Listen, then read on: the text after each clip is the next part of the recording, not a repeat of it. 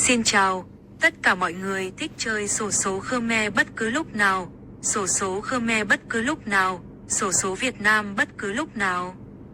Vậy nên, tôi có một xổ số để bạn chơi. Nếu bạn muốn, hãy đến trò chuyện.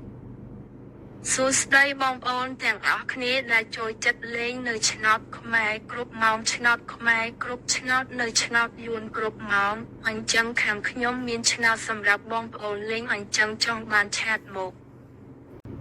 Mẹo xổ số của chúng tôi có sẵn để tạo số cho bạn từ 7 giờ sáng đến 7 giờ tối. Và vui lòng liên hệ với tôi trong thời gian này, một bạt, nhưng kênh nhỏ hai huyền thoại. ឆ្នោតយើងខ្ញុំមានទទួលធ្វើលេខជូនបងប្អូនចាប់ពីម៉ោង 7 កន្លះរហូតដល់ម៉ោង 7 កន្លះយប់ហើយសូមបងប្អូនតាក់ទងមកខ្ញុំបាទក្នុងពេលនេះមួយបាទតែតើលេខ channel 2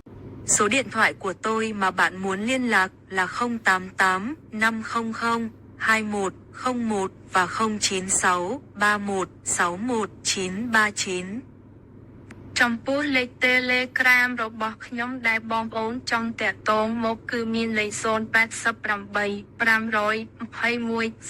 01 និង 096 31 61 939 សម្រាប់សាគនគឺតាមដែលបងប្អូនជូនមកខ្ញុំសូមអរគុណចំពោះពុកម៉ែបងប្អូន